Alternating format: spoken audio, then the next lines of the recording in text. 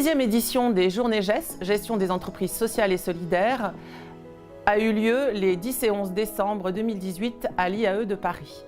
Ces journées ont été initiées par un groupe de chercheurs de l'Institut de recherche en gestion de l'Université Paris-Est. Au fil des éditions, un réseau de chercheurs intéressés par les problématiques de gestion dans les entreprises sociales et solidaires s'est structuré. Bonjour, Nathalie Rollet-Crozet, je suis professeure à l'IAE de Paris. Nous avons organisé des tables rondes, des séances plénières. Celles qui vont avoir lieu nous permettront d'avoir les témoignages d'acteurs engagés autour de ces questions de soutenabilité. Et puis une autre table ronde sur les relations entre les chercheurs et les acteurs de terrain, ce qui est très important pour nos démarches de recherche.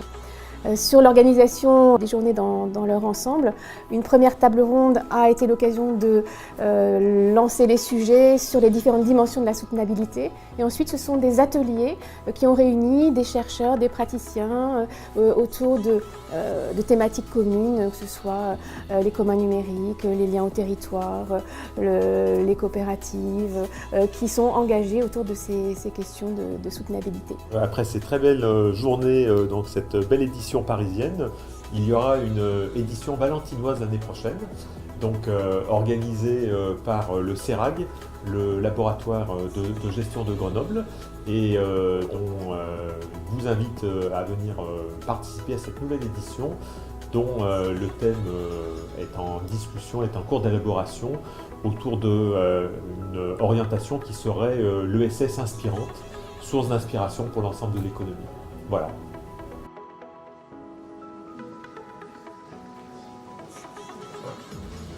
Bien, écoutez, on va démarrer, non pas ces rencontres, puisqu'elles ont un peu démarré ce matin, si j'ai bien suivi le programme, puisqu'il y avait des ateliers ce matin. Voilà, donc je suis Eric Lamarck, je suis le directeur de l'IAE de Paris. Je suis heureux de vous accueillir, je dirais un peu plus formellement pour ces rencontres donc, du GES, de gestion d'entreprise sociale et solidaire. 6e rencontre, je vois, je n'avais pas le chiffre en tête. Tout simplement pour vous dire que d'abord, en tant que, je dirais, colloque académique, vous inaugurez une année 2018-2019 ici à l'IAE de Paris qui va être riche, puisque c'est le premier de ces colloques. Il y aura 3 colloques qui seront organisés d'ici le mois de juin. Donc d'un autre un petit peu sur ces thèmes, en tout cas proche de ces thèmes, avec un colloque sur la responsabilité sociale au mois de juin. Donc je dirais que l'IAE de Paris qui pendant un petit moment s'est déplacé dans différents endroits dans Paris, le problème de l'université de Paris-Sorbonne, c'est d'avoir des locaux, c'est un peu compliqué dans Paris intramuros. Bon là maintenant nous sommes dans ce site, je dirais de façon, il faut jamais dire définitive, on l'espère pour un bon moment, et donc vous êtes ici dans ce lieu où nous organisons nos réceptions, qui est un lieu partagé, puisque, vous voyez l'aspect partage, ici c'est partagé, puisque tous les acteurs de ce site, de Bioparc, peuvent accéder à ce lieu, et se partagent ce lieu, et organisent donc leurs rencontres pour les acteurs et leurs parties prenantes, et donc nous utilisons ce lieu beaucoup pour faire des colloques, séminaires. Chaque semaine nous avons ou des séminaires, ou des réunions, des clubs, des anciens, etc., qui viennent dans ces lieux. Donc, moi, je suis heureux de vous accueillir dans ce lieu. Je suis heureux à double titre, parce que le sujet de l'ESS, c'est un des sujets sur lequel l'IAE de Paris s'est positionné depuis quand même assez longtemps, et c'est un sujet qui se renforce avec l'équipe ici, que je salue et que je remercie, donc avec Nathalie, Philippe, notamment, voilà, les deux Nathalie, donc il y a 2 Nathalie. Donc, voilà, donc moi je suis toujours très attaché à ce que quand des équipes se constituent autour de thématiques, et donc la thématique de l'ESS est une thématique centrale pour nous, avec quelques autres thématiques, et ben, je suis heureux que cela se concrétise, je dirais après assez rapidement, par des manifestations, et une manifestation comme aujourd'hui, qui je crois, vu le thème que vous abordez sur la gestion solidaire peut-elle fédérer autour d'une plus grande soutenabilité, je pense que vu les circonstances, qu'on ait un petit mot à dire là-dessus, me paraît quand même assez intéressant. Et dans notre logique aussi, de faire savoir ce que l'on fait dans la recherche. Vous êtes dans un lieu où on aime bien aussi valoriser nos activités de recherche auprès des acteurs économiques, sociaux, qui sont autour de nous. Et donc, c'est une mission complémentaire que je donne aux organisateurs, un petit peu à l'issue de ces travaux, mais peut-être vous y avez déjà pensé, au-delà de centraliser les contributions et autres, c'est de faire un petit résumé, des éléments que nous pourrons communiquer, puisqu'on est aussi dans cette logique de communiquer nos résultats, de communiquer nos contributions. Et donc tous les travaux sur lesquels vous avez échangé et discuté, moi je souhaite qu'on puisse les relayer, et des propositions que vous pourriez aussi être amenés à faire, puisque au-delà de l'activité académique classique, on est très attaché ici, et je terminerai avec ça, à l'idée que l'on fasse des propositions à destination des acteurs économiques et sociaux, pour qu'effectivement on puisse intégrer certaines dimensions comme celles que vous proposez d'étudier sur ces 2 jours. Voilà, bon séminaire, bon colloque, bonne rencontre autour des entreprises sociales et solidaires, et encore merci à tous les organisateurs, à toute l'équipe administrative ici qui fait en sorte et qui fera en sorte, je l'espère, et j'en suis certain, tout se passe pour le mieux pour vous. Et donc je passe la parole à Nathalie pour qu'elle introduise ce séminaire également.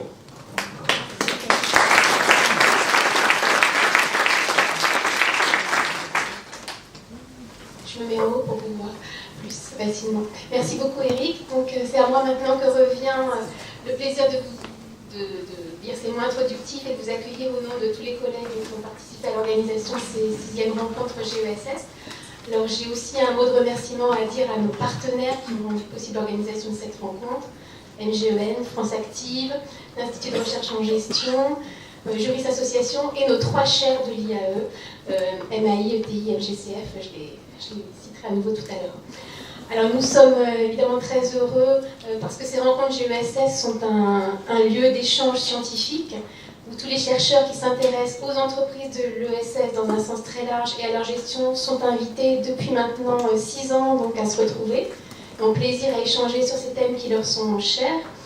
Et nous avons en plus cette année le plaisir d'accueillir des collègues qui sont venus de loin, qui travaillent sur ces thématiques. Alors normalement Corinne Gendron doit nous rejoindre, qui vient de l'UQAM Montréal.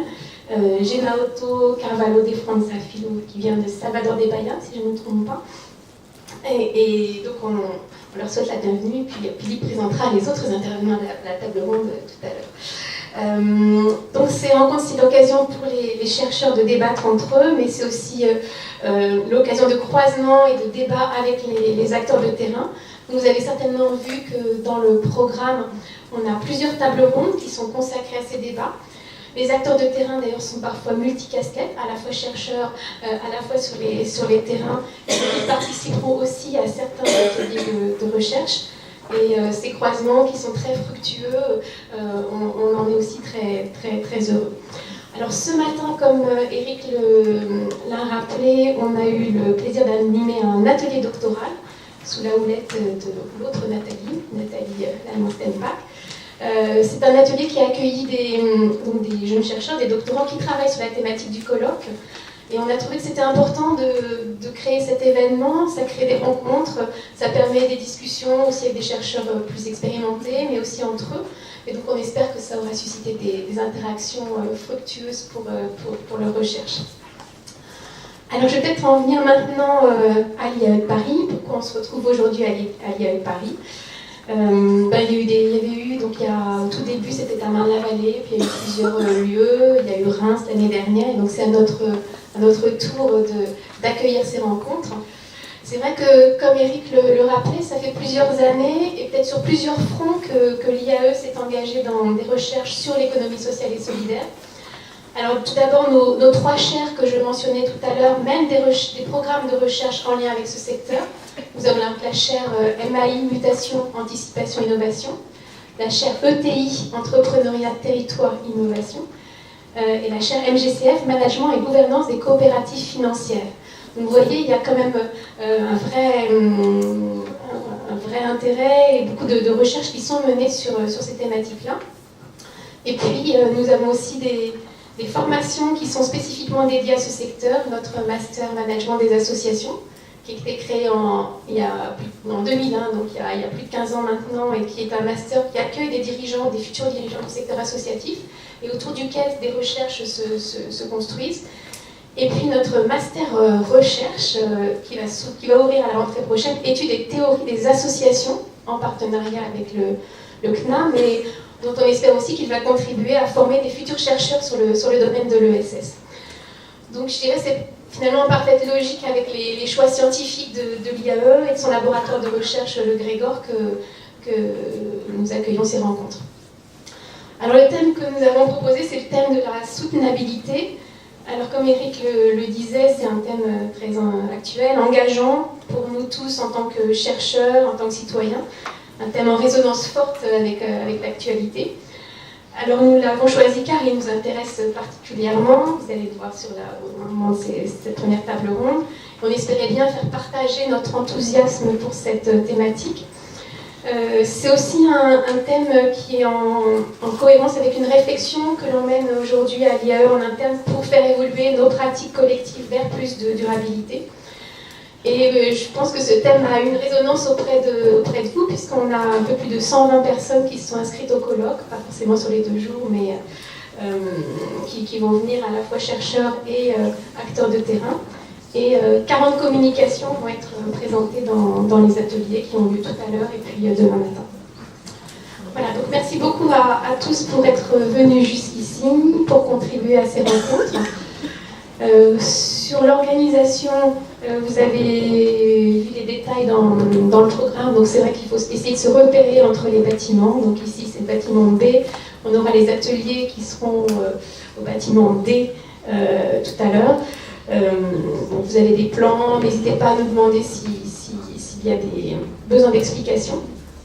Et je vais aussi profiter de ce moment où je parle organisation pour remercier, avant même que le colloque il a démarré ce matin, mais il démarre dans sa dimension plénière maintenant. Remercier chaleureusement pour leur aide toute notre équipe du service recherche, en particulier Paul Berdugo, Raphaël Agé, qui ont vraiment été un soutien très fort pour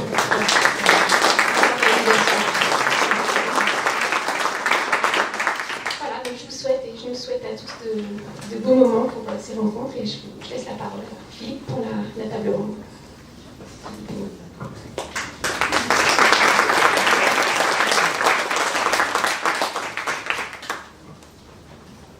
Merci, bonjour à tous. Donc, tout à l'heure, Eric Lamarck parlait de faire des comptes rendus. On va avoir un compte rendu en direct, puisqu'il y a Christelle Fritz, qui est à côté de l'autre bout de l'estrade, qui fait la prise de notre graphique, ce qui nous permettra, elle le fera aussi dans les ateliers, ce qui nous permettra d'avoir une vision synthétique de l'ensemble des réflexions qui seront tenues. On affichera ces tableaux, bien sûr, dans les différents points où nous nous retrouverons.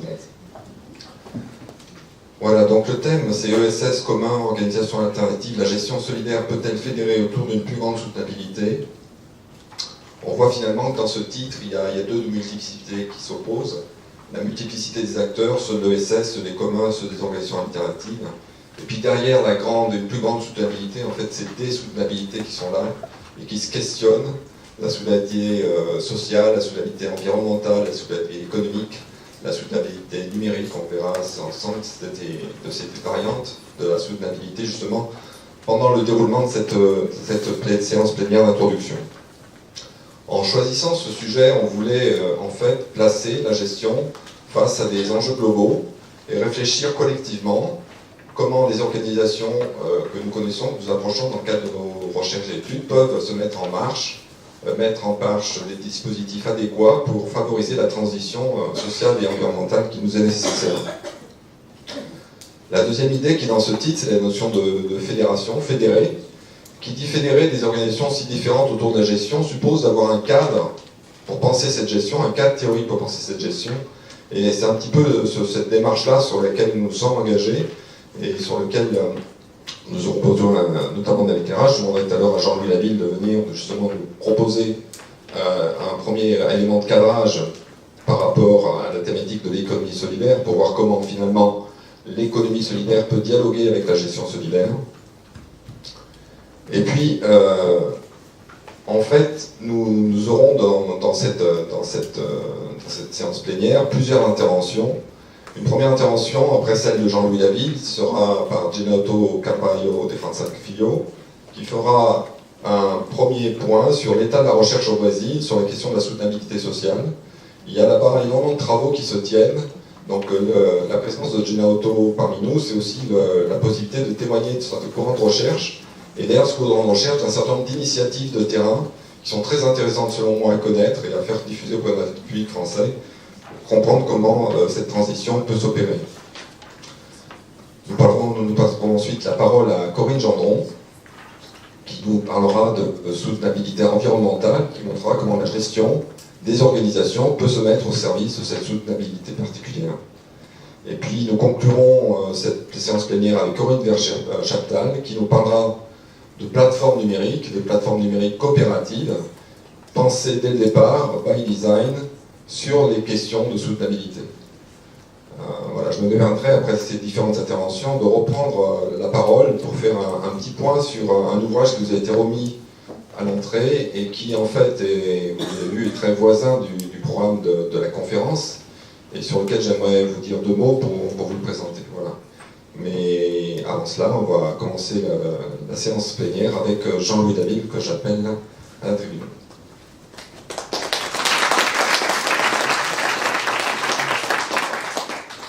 Bonjour à toutes et à tous. Philippe, tu viens de mentionner que les questions dont on allait parler pendant ces 2 jours sont des questions qui ont un rapport avec les changements que nous sommes en train de vivre. Je crois qu'on avait cru trouver, après la Seconde Guerre mondiale, un équilibre entre le social et l'économique qui a duré une 30aine d'années. Ensuite, s'est mis en place un autre régime qui a proposé d'autres types d'articulation, ou plutôt de domination de l'économie sur le social. On voit bien qu'aujourd'hui, on est au bout de ce modèle, et il y a des émergences qui se présentent. Elles se traduisent en particulier par la reconnaissance dans plus d'une 30aine de pays de tous les continents de politiques publiques ou de nouveaux cadres institutionnels pour ce que l'on appelle désormais l'économie sociale et solidaire. Donc la première question, c'est est-ce que l'économie sociale et solidaire, au-delà d'une émergence, peut représenter une alternative ou une composante importante de l'économie de demain et de la société de demain? C'est un peu sur cette question-là que je vais essayer de dire quelques mots. Je crois que pour savoir ce dont il est question à travers l'économie sociale et solidaire, parce que je pense qu'il y a beaucoup de confusion sur cette appellation, il faut d'abord en revenir à l'histoire, et puis ensuite voir pourquoi cette économie est redevenue d'actualité dans les dernières décennies. Revenir à l'histoire, c'est d'abord nous réapproprier l'histoire de l'économie sociale et solidaire dont nous avons été privés. C'est-à-dire sortir d'une histoire officielle qui nous a été racontée de multiples fois, l'idée selon laquelle il y aurait eu quelques tentatives utopiste dans le début du XIXe siècle, et puis ensuite il y aurait eu la reconnaissance, quand ce mouvement serait devenu mature, d'un certain nombre de structures juridiques, associations, coopératives, mutuelles, que l'on a regroupées ensuite dans la terminologie de l'économie sociale. Je crois qu'il faut déjà sortir de ce roman pour voir quelle a été la véritable histoire de ce que l'on appelle aujourd'hui l'économie sociale et solidaire. Et c'est là où dans cette histoire, on fait la jonction avec un certain nombre de préoccupations qui sont très brûlantes aujourd'hui. Parce que la manière dont est apparue ce que l'on appelle aujourd'hui l'économie sociale et solidaire, c'est, dans la première partie du XIXe siècle, la volonté d'approfondir la dynamique démocratique qui avait été reconnue sur le plan politique. Les acteurs de l'associationnisme pionnier, puisque c'est comme ça qu'ils se désignaient, finalement voulait approfondir la dynamique démocratique en considérant qu'il ne suffisait pas qu'il y ait des principes comme liberté, égalité qui soient acquis sur le plan politique pour qu'ils soient vraiment mis en place dans la réalité. Et donc tout le mouvement associationniste vise à mettre en place ce qui ne peut pas rester au niveau des principes, mais ce qui doit irriguer l'ensemble de la vie économique et sociale. Et donc, cet associationnisme, il va se définir comme étant le promoteur d'un nouveau rapport social qui succède à la charité, qui est la solidarité démocratique, c'est-à-dire des formes d'action collective qui unissent des citoyens libres et égaux entre eux et de manière volontaire. Donc on voit que cet associationnisme solidaire qui a marqué le premier 19e siècle, il a une certaine résonance par rapport à ce qui est aujourd'hui en question. D'abord, c'est la promotion de l'auto-organisation collective comme moyen d'approfondissement de la démocratie. Ensuite, c'est l'affirmation de ce que la solidarité démocratique peut être un principe structurant de l'économie et non pas un principe qui viendrait en correction d'une économie basée selon d'autres principes.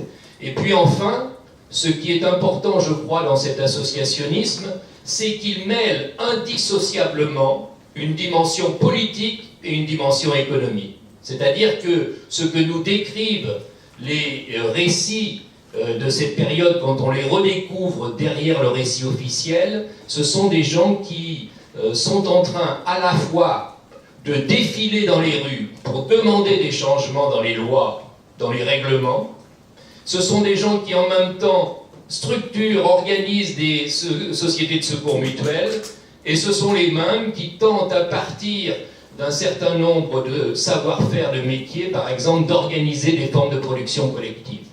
Donc, il y a une manière d'articuler le politique et l'économique qui est constitutif de cet associationnisme solidaire dans son émergence. Tout ça, à l'évidence, va être brisé quand on va passer du premier 19e siècle, l'ère des révolutions, au second 19e siècle, et la date charnière évidemment en Europe, c'est 1848, c'est-à-dire que l'on va passer à l'ère du capital et des empires. C'est-à-dire que ce mouvement d'auto-organisation de la société pour approfondir la démocratie va être profondément réprimé, on le sait, mais aussi invalidé symboliquement. Et c'est là que se mettent en place les deux versions de l'histoire qui va devenir l'histoire officielle, la version libérale. Tout ça, c'était des choses qui étaient immatures et dont on doit aujourd'hui se détourner pour faire place à la véritable association de notre temps. C'est les termes d'un libéral en 1848, qui est la société de capitaux, et donc on va voir s'implanter une manière de naturaliser l'économie moderne comme capitalisme marchand, et en même temps, on va avoir non seulement une répression, mais une invalidation qui va aussi être prononcée par les adversaires du libéralisme, c'est-à-dire par la vulgate marxiste telle qu'elle est représentée par Engels, qui va aussi condamner cet associationnisme au motif d'une immaturité. On pourrait faire des parallèles frappants entre la manière dont l'associationnisme pionnier a été invalidé en Europe et la manière dont un certain nombre de cultures et d'économies indigènes dans d'autres continents comme l'Amérique du Sud, dont va nous parler Jenna Otto, ont aussi été renvoyés à des manifestations passéistes, dépassées, qui devaient faire la place au capitalisme synonyme d'économie moderne. Donc on est rentré dans ce récit qui finalement nous a privés de notre mémoire collective et avec lesquels je crois il faut renouer. Et je pense qu'il y a un certain nombre de travaux historiques aujourd'hui qui nous permettent de renouer avec ce qu'a été l'associationnisme solidaire au-delà des clichés dont il a été recouvert bien trop longtemps.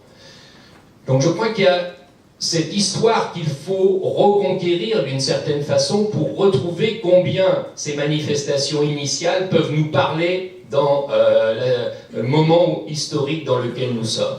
Mais il faut aussi s'interroger sur pourquoi est-ce que cette économie est redevenue d'actualité depuis quelques décennies. Et là, on voit bien qu'il faut aussi sortir de l'idée selon laquelle l'économie solidaire serait été l'insertion qui serait venue s'ajouter aux structures traditionnelles de l'économie sociale. Et là aussi, contre ces idées reçues qui sont encore colportées, je pense qu'il faut retrouver comment on a eu cette émergence, ou plutôt je dirais cette résurgence que l'on a appelée économie solidaire, puisque à l'évidence ce n'est pas sans rapport avec la phase pionnière que je mentionnais à l'instant. Il y a deux éléments, à mon sens, qui caractérisent l'économie solidaire à la fois dans le prolongement, mais aussi dans la critique de l'économie sociale. La première de ces composantes, c'est la volonté de renouer entre cette intrication des enjeux politiques, c'est-à-dire des enjeux de vie de la cité, et des enjeux économiques. L'économie sociale avait été prise dans une élaboration qui était celle de la solidarité philanthropique du second XIXe siècle, et donc c'est peu à peu détourné de sa dimension politique pour privilégier la forme de l'entreprise collective. Ce que propose l'économie solidaire, c'est en fait de renouer avec la volonté pionnière de mêler, d'intriquer ce qui est de l'ordre de l'expression publique, ce qui est de l'ordre de l'expression populaire et ce qui est de l'ordre de l'activité économique. De ne plus avoir ce partage qui est mortifère entre d'une part une sphère politique et d'autre part une sphère économique, mais d'essayer de voir comment la société elle-même peut aussi inventer ses formes économiques.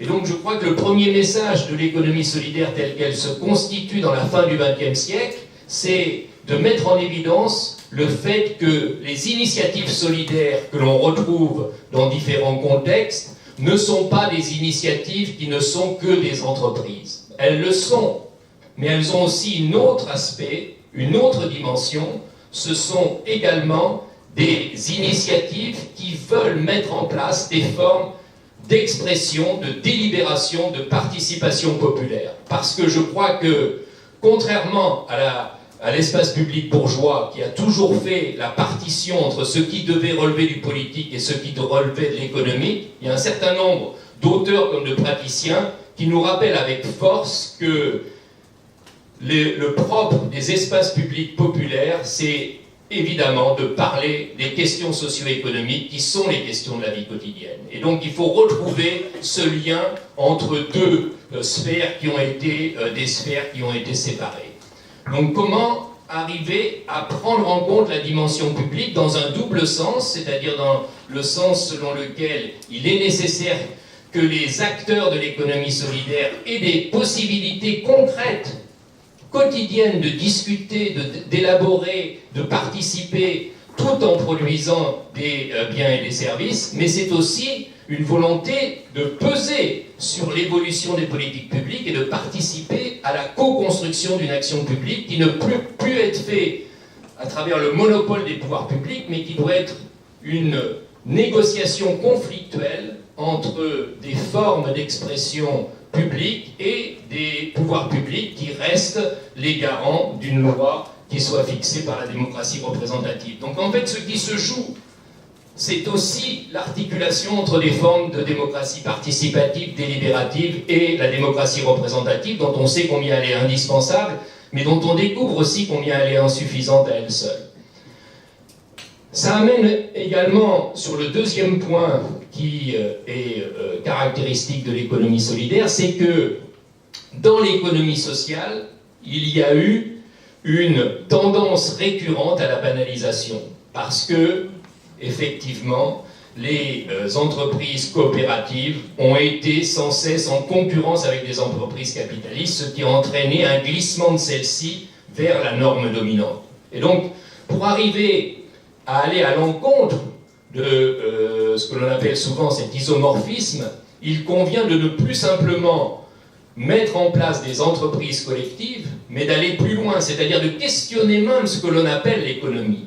Et là, on a besoin de contributions et on a des étayages théoriques, en particulier à travers l'école substantive, qui propose de sortir de ce sophisme économiste qui est le problème que nous avons depuis deux siècles, ou au moins un siècle et demi, de confusion entre capitalisme marchand et économie moderne, pour retrouver derrière ce paravent la réalité de l'économie, c'est-à-dire le fait que nous vivons dans une économie qui est faite de principes pluriels, c'est-à-dire de marché, mais aussi de redistribution, à travers ne serait-ce que l'intervention de l'État social, qui représente à peu près la moitié de l'ensemble de l'économie monétaire, mais aussi des formes, y compris bénévoles, y compris volontaires, d'économie non monétaire, qui viennent aussi participer des équilibres économiques d'ensemble, qui peuvent être ceux de chacune des entités concernées.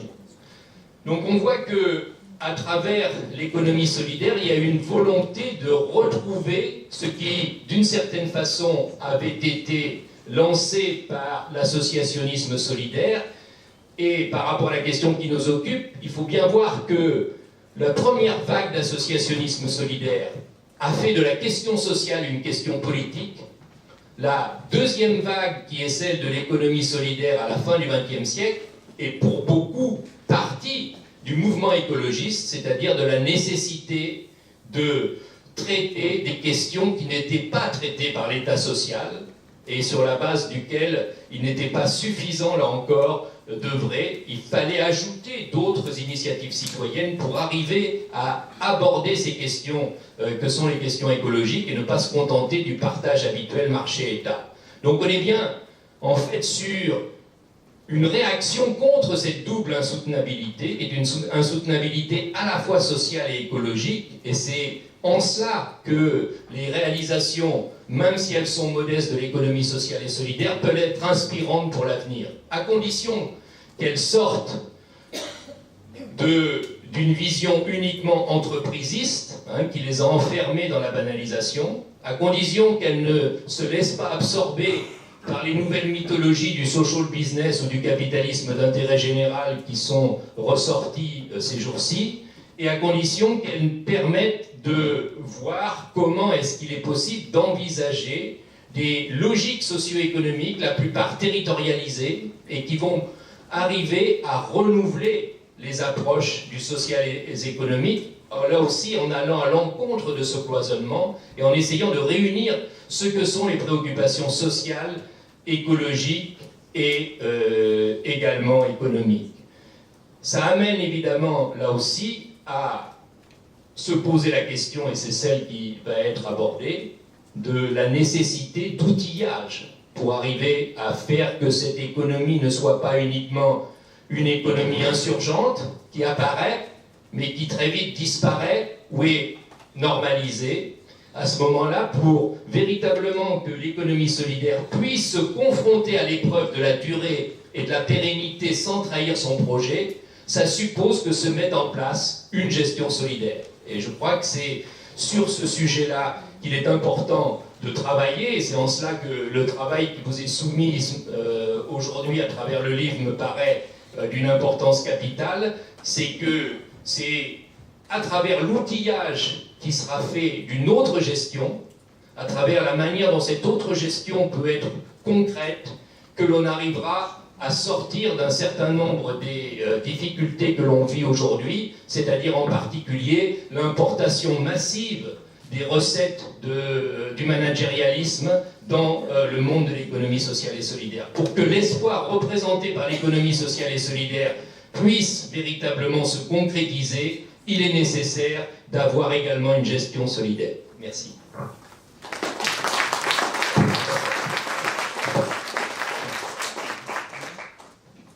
Merci beaucoup Jean-Louis. Je vous propose qu'on enchaîne les présentations et qu'on garde le temps pour le débat juste après l'ensemble des présentations. Donc si vous en êtes d'accord, j'appelle à la tribune Jenna Otto pour sa présentation.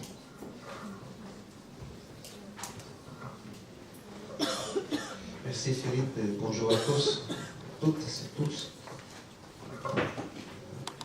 Je voudrais enchaîner avec les derniers aspects que Jean-Louis avait remarqués, en faisant un tout petit détour par rapport au sujet central qui m'a été proposé sur la question de la soutenabilité sociale, pour la placer à l'intérieur de ce que je voudrais discuter avec vous, en partant d'une question assez simple sur quelles initiatives en matière d'organisation et gestion pour faire face à la montée des inégalités au Brésil.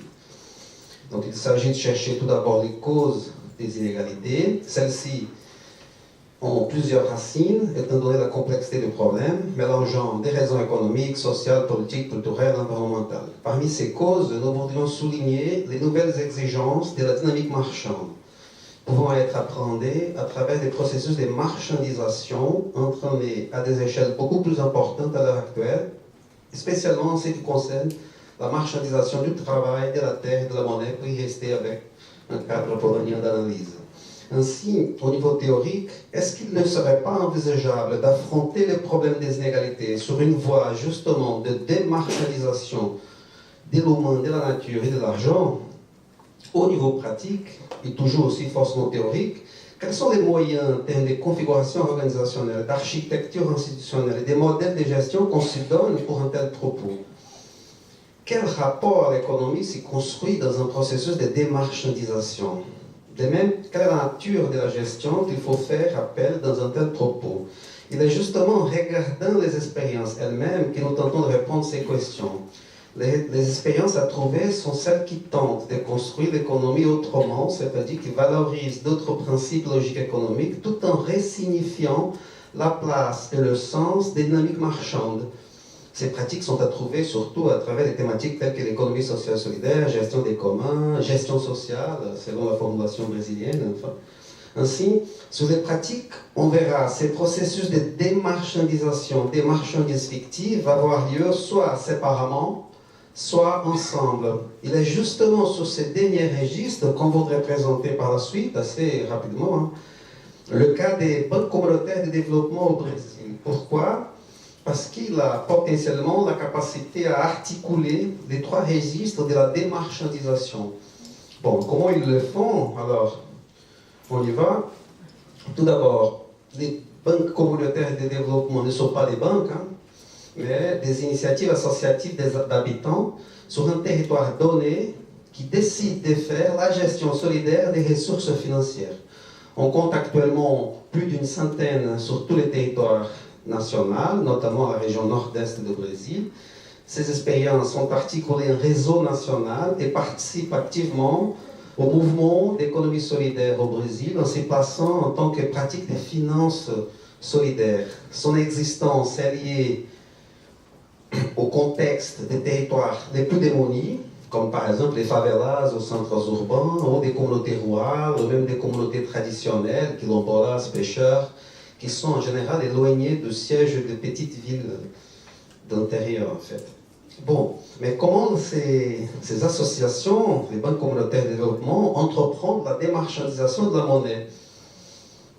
Disons rapidement qu'il s'agit de proposer un contrôle démocratique de la circulation de l'argent, à côté de plusieurs services d'aide au crédit ou d'accompagnement des habitants. L'usage des monnaies sociales, qui à l'heure actuelle ne sont pas seulement physiques, mais aussi des monnaies sociales électroniques, devient une stratégie majeure.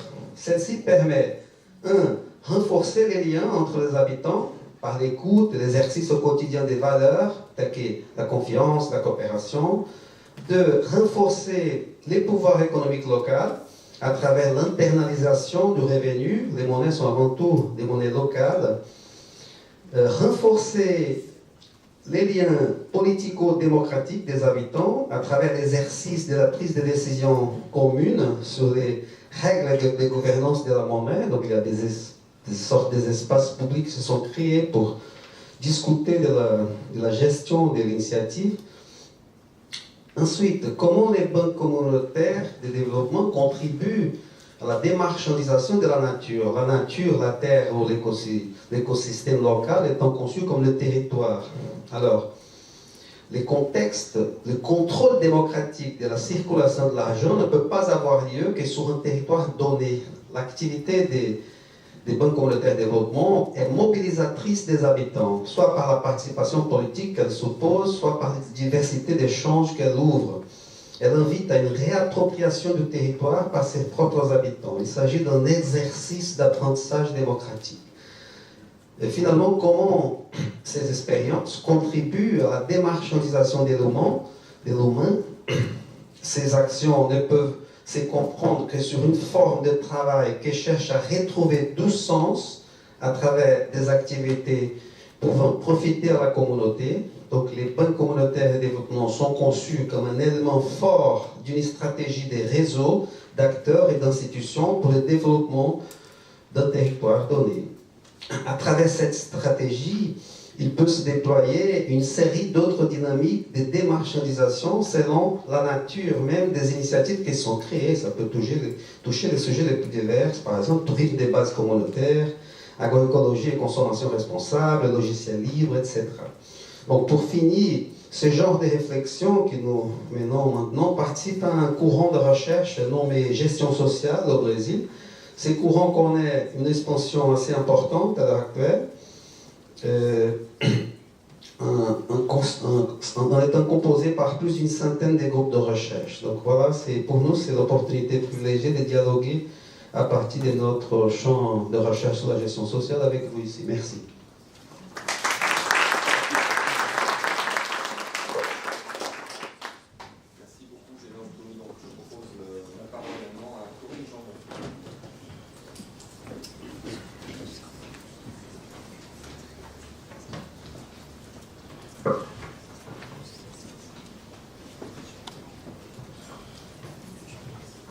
Alors bonjour à tous, c'est un plaisir pour moi de faire partie de cette table ronde pour parler du sujet dont déjà Jean-Louis, que Jean-Louis a évoqué comme étant quelque chose d'important dans le renouvellement de la pensée et des pratiques en matière économique. Donc ce que je vais vous proposer, c'est une réflexion que je vous soumets, mais plus pour enrichir après les questions. Et étant entendu que moi, là, c'est la première fois en parlant avec Philippe que j'avais entendu parler de gestion sociale. Et donc, ça fait un écho à plusieurs questionnements que j'avais lorsque je donne un cours qui s'appelle l'université gestion environnementale. Et là, j'avoue que je trouve ce concept particulièrement porteur sur des enjeux et des dilemmes en fait que je n'arrivais pas à nommer. Donc je pense que c'est un concept sur lequel je vais, on dirait surfer en québécois, mais je ne sais pas comment dire ça ici. Voilà. Alors, donc le titre que je vous propose, c'est une gestion solidaire écologique. Quelles pratiques, quelles échelles et quels engagements? Et tel que convenu avec Philippe, en fait, je vais regarder à la fois comment est-ce que cette gestion solidaire peut être pensée en entreprise traditionnelle et dans le secteur de l'économie sociale et solidaire. Donc tout d'abord, regardez quel pourrait être l'horizon de cette gestion responsable.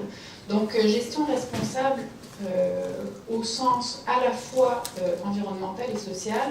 Ce serait, si on regarde comment est-ce qu'on pense la responsabilité sociale aujourd'hui, d'incarner les impératifs du développement durable à l'échelle de la gestion. Et évidemment, dans cette petite phrase, chaque mot a son importance, spécialement à la question du développement durable, qui réfère de plus en plus à des choses précises, parce que pendant très longtemps, développement durable, on a bien discouru sur ce que ça voulait dire ou ce que ça ne voulait pas dire, mais étant donné qu'il est institutionnalisé à des échelles internationales et nationales, mais qu'il se précise de plus en plus dans divers textes institutionnels, on commence à ne plus pouvoir lui faire dire n'importe quoi. Donc on va regarder ça dans quelques instants. Donc la gestion responsable, ce que j'ai réalisé en réfléchissant un peu à la question, c'est qu'elle peut se décliner, ou je crois qu'elle doit se décliner en fonction de 3 échelles. La première, c'est la responsabilité sociale de l'organisation. Je réfère bien sûr au libellé de la norme ISO 26000 qui parle de gestion sociétale de l'organisation, mais qui réfère bien à l'idée de la contribution de l'organisation, quel que soit son titre d'ailleurs, aux objectifs de développement durable de la société. Donc, peu importe en fait sa forme, on va regarder si, en fonction de sa mission, de ses activités, elle permet de contribuer aux objectifs de développement durable. Le deuxième niveau, c'est la responsabilité sociale dans l'organisation, sachant qu'il y a plusieurs manières d'organiser, de structurer l'organisation, et que selon les manières qu'on va privilégier, eh bien, on va avoir des principes de responsabilité sociale. Pensons par exemple à la diversité, aux pratiques d'inclusion. Donc ce sont des structurations de l'organisation qui vont permettre donc de faire écho à une responsabilité sociale, mais à l'intérieur de l'organisation. Et tout ça, ne pourra s'incarner, en fait, et c'est ce niveau, ce troisième niveau auquel on peut faire écho avec le principe ou le concept de gestion responsable, donc au niveau des gestionnaires. Et bien sûr, ça peut avoir une consonance ici déontologique, mais le but n'est pas du tout celui-là en proposant la terminologie de responsabilité sociale des gestionnaires, mais c'est plutôt de voir comment les gestionnaires et les employés vont être incités à agir de manière responsable, sachant qu'ils sont soumis à une série d'impératifs et bien souvent à des injonctions contradictoires. Donc, cette question-là prend tout son sens en ce qui concerne l'environnement. Je m'en suis rendu compte abondamment en invitant des gestionnaires, donc des gestionnaires responsables de la question environnementale dans les grandes entreprises. Et j'ai été agréablement surprise en fait de voir que ces expériences que j'avais eu l'occasion d'entendre de la part de plusieurs gestionnaires ont été relatées par Eve Capello dans un article de 2011 comme étant une schizophrénie, c'est-à-dire que le gestionnaire en grande entreprise, le gestionnaire qui est responsable de l'environnement, se trouve à prêcher bien souvent dans le désert de son organisation et être le seul, si on veut, qui soit vert et qui essaye d'expliquer, de conscientiser, de sensibiliser. Et pourtant, lorsqu'il sort de son organisation, c'est lui qui doit défendre tous les aspects non environnementaux, non écologiques de son organisation et qui passe pour le méchant capitaliste, le vendu, l'anti-environnemental. Donc, la position du gestionnaire responsable de l'environnement est une des plus difficiles qui soit lorsque on s'adresse à la question environnementale. Alors peut-être juste petit rappel parce que on parle de développement durable et comme je vous le mentionnais, ce développement durable devient de plus en plus concret au fur et à mesure qu'il est institutionnalisé par plusieurs textes de loi. Et tout spécialement à travers ces objectifs de développement durable qui étaient antérieurement les objectifs du millénaire et qui sont au nombre donc de 17 et qui contiennent beaucoup de choses, à la fois des objectifs sociaux et des objectifs environnementaux, mais qui sont assortis, chaque objectif est assorti de plusieurs cibles et il y a un engagement de la part des États, mais aussi de différentes institutions à l'intérieur des sociétés, d'une part évidemment d'adhérer à ces objectifs, mais aussi de rendre compte. Donc il y aura un premier rendez-vous en 2020 où les pays devront rendre compte de leur progrès pour atteindre ces différents objectifs. Alors bien sûr, il y a d'autres textes sur lesquels on peut s'appuyer pour saisir comment peut être incarnée cette responsabilité sociale au niveau de la gestion. Donc je fais simplement un petit rappel de la norme ISO 26000 sur la responsabilité sociétale des organisations, où on peut voir qu'on intègre bien sûr la question de l'environnement, mais aussi l'éthique, plus largement le développement durable, le dialogue avec les parties prenantes, les normes internationales de comportement, entendez par là non seulement le droit international, mais ce qu'on appelle le droit coutumier de l'environnement. Donc tous ces principes ou ces paramètres doivent être intégrés au niveau de l'organisation dans ces principes de gestion. Alors peut-être justement un petit rappel au sujet de cette norme 26000 pour montrer que la plupart des questions à propos desquelles une entreprise doit développer sa politique de responsabilité sociale sont en fait des questions sociales et non seulement des questions environnementales. Donc, quand vous regardez les 6 domaines clés de la norme 26000, vous avez surtout des questions sociales et vous avez seulement l'environnement comme principe environnemental. Donc, si on prend la gestion responsable donc, au niveau des grandes entreprises, comment est-ce qu'elle s'est structurée? Si je suis trop longue, tu me dis. Donc, comment est-ce qu'elle s'est structurée? Il faut voir que la responsabilité sociale, elle n'est pas née avec le développement durable. Donc, parfois, il y a une confusion entre développement durable et responsabilité sociale, alors qu'en fait, la responsabilité sociale, c'est un courant assez ancien qui date des années 1900-1920 et qui s'apparentait, qui était un peu le bébé, si vous voulez, du paternalisme, et qui s'apparentait, si vous voulez, à l'idée d'être un bon patron, fournir des emplois, payer ses impôts.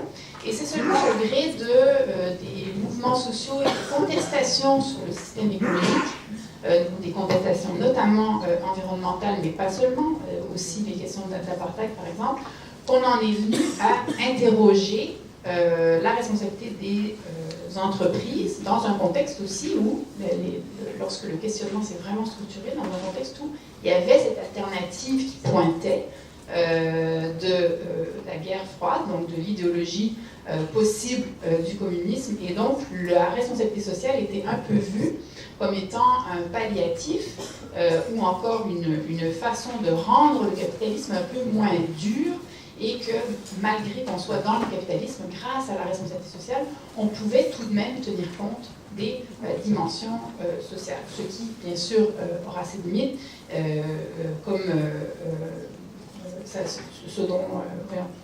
ce que Jean-Louis disait plus tôt, ça fait vraiment écho à toutes ces limites, mais je vous dirais que le discours de responsabilité sociale était une tentative, jusqu'à un certain point, d'amadouer ou de pacifier un peu l'image du capitalisme. Or, cette responsabilité sociale, au moment où le développement durable a commencé à être développé, donc à partir de 1987, puis au sommet de Rio en 1992, la responsabilité sociale a été une façon pour les entreprises de dire, les entreprises traditionnelles, de dire oui, nous aussi, nous pouvons contribuer au développement durable, et le concept de responsabilité sociale est devenu l'instrument, si vous voulez, à travers lequel l'entreprise était en train de démontrer sa contribution au développement durable. Bon, donc aujourd'hui, par exemple, vous avez de façon très précise l'articulation dans la norme 26 000. La responsabilité sociale n'est plus uniquement comprise dans ces premières exceptions du début du siècle et même des années 70, elle est automatiquement associée aux objectifs de développement durable comme étant le moyen pour une organisation d'y contribuer. Et 26 000 s'adresse, il faut le rappeler, autant aux entreprises traditionnelles qu'aux ONG et qu'aux organisations, d'où le titre, responsabilité sociétale des organisations. Alors maintenant, si on bascule, on était dans les, même si la norme inclut ces autres types d'organisations, elle est quand même davantage ciblée pour les organisations traditionnelles. Mais si on bascule maintenant dans l'économie sociale, la question qu'on peut poser, c'est est-ce que cette économie sociale est plus facilement, si on veut, écologique et responsable sur le plan environnemental? Et je vous dirais que, en fait, la question a été assez tardive dans le milieu associatif et dans le milieu coopératif même, comme si ça allait de soi, puisque la mission des organisations était tournée vers le bien commun, que bien sûr l'environnement faisait partie des préoccupations générales. Mais quand on y regarde de plus près, bien sûr, et qu'on en parlait à l'atelier doctoral ce matin, quand on parle d'usagers, mais quand on parle aussi de participants à un modèle participatif, justement la manière de participer ou le statut du participant a une grosse incidence sur le type d'organisation qui est mise en place. Donc, bien sûr, si on regarde les différents domaines de la responsabilité sociale, il n'est pas certain que toutes les organisations d'économie sociale et solidaire peuvent contribuer de la même manière à chacun des champs de la responsabilité sociale. Donc évidemment, si vous avez une coopérative de travail, on peut penser que les intérêts des travailleurs vont être pris en compte, mais ce n'est pas évident que les usagers ou les clients vont aussi avoir droit au chapitre. Même chose pour les coopératives d'usagers. Est-ce que les travailleurs, les salariés voient nécessairement leurs intérêts ou leurs préoccupations prises en compte? C'est pas toujours évident. Et donc, si vous voulez, à chaque type d'organisation d'économie sociale ou solidaire correspond certains domaines de responsabilité sociale, mais pas nécessairement tous. Alors, les moyens et les outils qu'on a pu voir mis en place sont divers. Il y a par exemple les questions des politiques d'approvisionnement et vous avez des cas d'intercoopération qui sont des innovations assez intéressantes sur ce plan.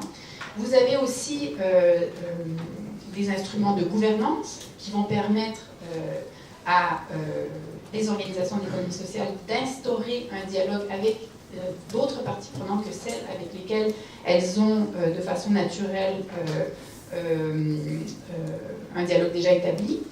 Et puis, il y a la question de l'intérêt collectif par rapport à l'intérêt général, c'est-à-dire qu'il y a beaucoup d'organisations du secteur associatif et solidaire qui ont un intérêt général, mais il y en a certaines qui ont un intérêt plutôt collectif, et l'arrimage entre l'intérêt collectif et l'intérêt général a souvent besoin d'être construit ou reconstruit, notamment sur le plan environnemental. Vous avez aussi d'autres outils qui relèvent de l'évaluation. Donc, j'ai mis ici des classements, l'investissement responsable, les lignes directrices. Je ne sais pas si vous avez déjà entendu parler du Global Reporting Initiative qui permet de rendre compte sur les performances sociales, environnementales et autres d'une organisation. Et bien sûr, vous avez le cas des certifications. Alors, ce qu'on peut dire, donc, pour terminer, c'est l'entreprise collective et la responsabilité sociale. Ben, la question qui se pose, c'est de quel social on parle? Est-ce que c'est un social collectif, un social général? Et est-ce qu'il inclut justement le social à long terme par la préoccupation pour les générations futures auxquelles réfère de façon plus spécifique la question environnementale? Et donc, cette préoccupation-là va se décliner à la fois dans la mission de l'organisation, en fonction des produits et des services qu'elle va offrir, mais aussi à l'échelle de son organisation, ainsi qu'à l'échelle des gestionnaires et des employés. Donc, vous retrouvez là les 3 niveaux dont je vous ai parlé au début de la présentation. Donc, pour conclure, je pense que la responsabilité sociale et la gestion responsable vont interpeller autant les grandes entreprises que les entreprises d'économie sociale et solidaire, mais que des fois, enfin, je pense que les entreprises d'économie sociale et solidaire peuvent être en retard sur certains enjeux, notamment sur les questions environnementales. La gestion environnementale dans les organisations associatives n'intègre pas, intègre rarement, ou en tout cas beaucoup moins, les nouveaux outils de gestion environnementale que les grandes entreprises, mis à part les entreprises les entreprises d'économie sociale qui se dédient exactement à cette cause-là.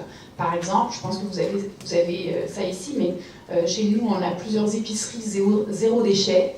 Donc, ce sont des entreprises d'économie solidaire qui sont complètement centrées sur l'élimination de l'emballage, ce n'est pas simple, et qui sont aux prises donc, avec des problèmes de logistique et de gestion très, très intéressants, qui viennent renouveler les pratiques. Et il y a à travers ces entreprises-là un véritable développement de savoir-faire qui sera et est déjà transposé dans des entreprises traditionnelles. D'où l'intérêt des entreprises d'économie sociale et solidaire qui peuvent être extrêmement innovantes sur des champs sur lesquels il peut être plus difficile pour les grandes organisations de progresser. Mais l'inverse est aussi vrai, c'est-à-dire que certaines grandes organisations vont faire des progrès sur la question environnementale dont il serait bon que les entreprises d'économie sociale et solidaire s'inspirent.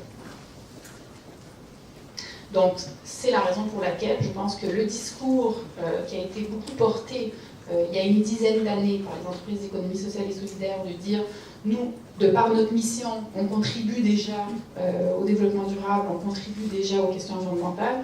Je pense qu'on doit bouger, dépasser un peu cette première impression, je dirais, angélique, pour voir comment intégrer les meilleures pratiques des secteurs traditionnels, lorsqu'effectivement le traditionnel fait mieux, mais aussi inspirer, et je pense qu'il y a énormément qui se fait. Je crois que le film Demain, vous avez probablement tous vu, est un formidable exemple de toutes ces innovations qui fleurissent certains types d'innovations fleurissent plus facilement dans ces entreprises d'économie sociale et solidaire. Et ce sont ces innovations-là aussi qui peuvent venir inspirer un renouvellement des pratiques au sein des entreprises traditionnelles. Voilà, je vous remercie.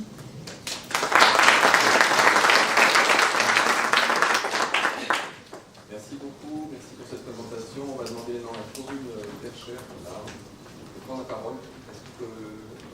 Oui, je vais rester là parce que mon ordinateur a une petite note dessus. Alors oui, ma présentation va être centrée sur un projet de recherche qui débute. Donc c'est plutôt des questionnements pour l'heure que je vais partager. J'espère revenir pour les prochaines éditions avec des réponses.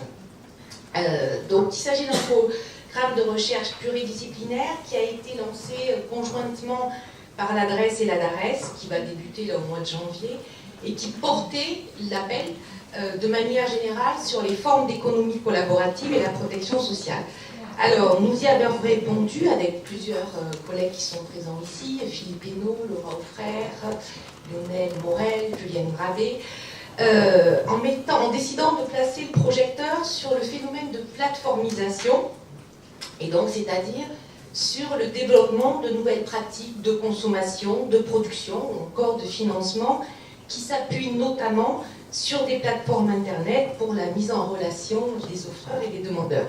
Alors, ce qui est intéressant dans ce phénomène de plateformisation, c'est qu'il est protéiforme, puisqu'il donne lieu au développement de tendances très contrastées, dont on pourrait considérer que les deux extrêmes, de manière un peu caricaturale, sont représentés d'une part par le déploiement d'un capitalisme prédateur de plateformes organisées pour capter la valeur sans la redistribuer de manière équitable à ceux qui contribuent à la créer sur les territoires, et d'autre part un mouvement de coopérativisme ouvert de plateformes à l'articulation des approches de l'ESS et de celles des nouveaux communs, et qui expérimentent des modèles économiques qui favorisent une création de valeur sur les territoires et son partage équitable entre les différentes parties prenantes. Alors, entre ces deux extrêmes se déploient des trajectoires de forme hybride. On a des zones grises au sein desquelles il peut être intéressant d'étudier les initiatives selon une perspective processuelle, et c'est ce que propose notre projet de recherche. Notre étude se centre sur les plateformes collaboratives qui s'organisent ou qui tentent de le faire selon une logique de partage telle que celle développée par les communs numériques. Alors le propre des communs numériques, dont je ne suis pas spécialiste, est d'avoir inventé des formes de partage et de distribution des attributs du droit de propriété entre les différentes parties prenantes. Donc ils se présentent comme des formes à la fois de résistance et des alternatives à l'idéologie propriétaire, c'est-à-dire à une conception de la propriété exclusive et privative. Donc c'est bien en réaction au durcissement et à la diversification des droits privés et exclusifs sur les savoirs que se sont développés les communs numériques à partir des logiciels libres, des licences GPL et copyleft créées par Stallman et la Free Software Foundation. Donc ce qui est intéressant, c'est que ces innovations juridiques et institutionnelles ou organisationnelles, elles permettent de garantir un libre accès, et elles se sont étendues à d'autres sphères que les logiciels, et notamment d'abord à la recherche sur le vivant ou aux créations littéraires et artistiques avec le mouvement dit des Creative Commons. Donc il s'est ainsi développé un très vaste mouvement finalement de création de formes juridiques et organisationnelles nouvelles qui entendent tout à la fois assurer l'accès à des ressources partagées et donner naissance à des réelles alternatives aux constructions assises sur l'exclusivité des droits. Pour certains, au travers de ces initiatives, il s'affirme une véritable nouvelle philosophie de l'inclusion pour venir s'opposer et faire place à celle de l'exclusion. Donc c'est ainsi que se développent des plateformes inclusives qui ouvrent leur gouvernance à leur communauté, consommateurs, producteurs, collectivités locales, salariés, qui permettent l'autopartage des biens les plus variés et qui incorporent des formes de mutualisation et de partage qui les rapprochent de certaines des dispositions à la base des communs. Donc c'est bien l'association de ressources ouvertes par le numérique avec celles que représentent les nouvelles formes de distribution des droits qui sont mis en œuvre dans les communs qui a permis l'émergence via les plateformes de toutes sortes d'activités nouvelles, de production, de partage et d'échange de biens et de services. Donc les plateformes collaboratives, elles se distinguent en ce sens qu'elles sont gouvernées collectivement, de façon à assurer l'accès aux ressources et leur allocation entre partenaires, suivant des procédures qui ne s'appuient pas à titre principal sur les mécanismes de prix et de marché. Et l'un des traits constitutifs des communs et de ces plateformes, c'est que ceux-ci mettent en œuvre des formes d'organisation sociale et de gestion qui ne sont ni le marché ni la hiérarchie. Donc ces nouvelles formes organisationnelles, finalement, elles permettent d'échapper au dilemme 0-1 dans lequel on était un peu enfermé, c'est-à-dire ou le marché ou l'État. Finalement, l'opposition, elle est plus tant là. Les communs et les plateformes collaboratives qui s'en inspirent la déplacent désormais dans l'accès, garanti ou non, et notamment pour les plus démunis, aux biens essentiels, c'est-à-dire ceux qui permettent notre production physique, mais aussi morale et intellectuelle. Donc les plateformes collaboratives ont une perspective neuve et très mobilisatrice qui permet de poser la question de la soutenabilité, c'est-à-dire comment garantir l'égalité d'accès aux biens et concevoir les dispositifs organisationnels qui permettent de maintenir cette égalité d'accès au cours du temps, tout en garantissant la préservation ou l'enrichissement de la ressource. Donc ces plateformes collaboratives, elles dessinent donc un champ susceptible de s'émanciper des principes purement marchands afin de mieux répondre à des impératifs de soutenabilité sociale et environnementale et en mobilisant à la pluralité des principes économiques qu'évoquait Jean-Louis Laville et en créant des articulations justement avec les initiatives des communs numériques et celles de l'économie solidaire.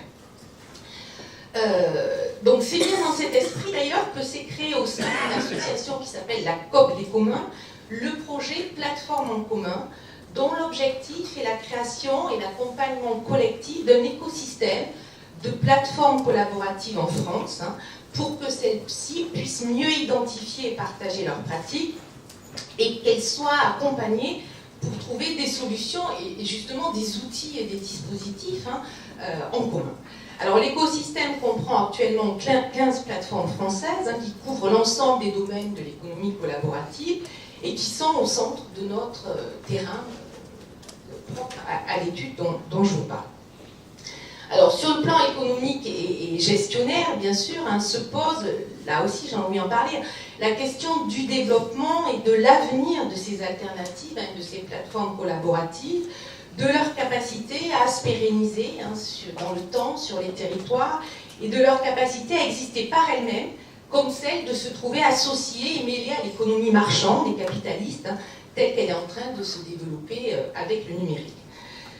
Donc, dans quelle mesure les communs numériques construits ou à partir des plateformes digitales sont à même de favoriser le développement d'une autre économie aux traits vraiment originaux, ce qui n'est pas le cas de l'économie collaborative telle qu'elle est largement définie, solidaire, ou bien dans quelle mesure ils sont voués à être phagocytés par les grandes plateformes prédatrices du net qui nourrissent leur rente du travail gratuit qui les constitue le plus souvent.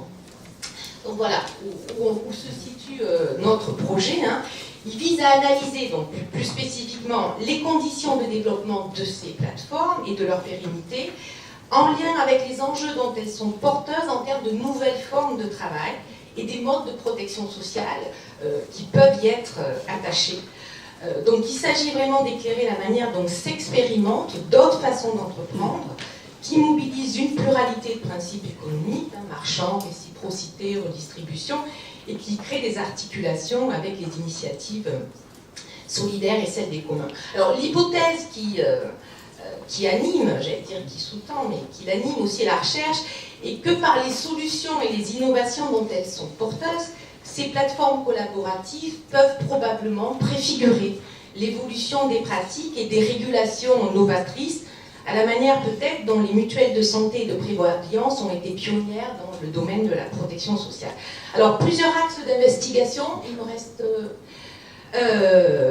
dont je vais vous faire part.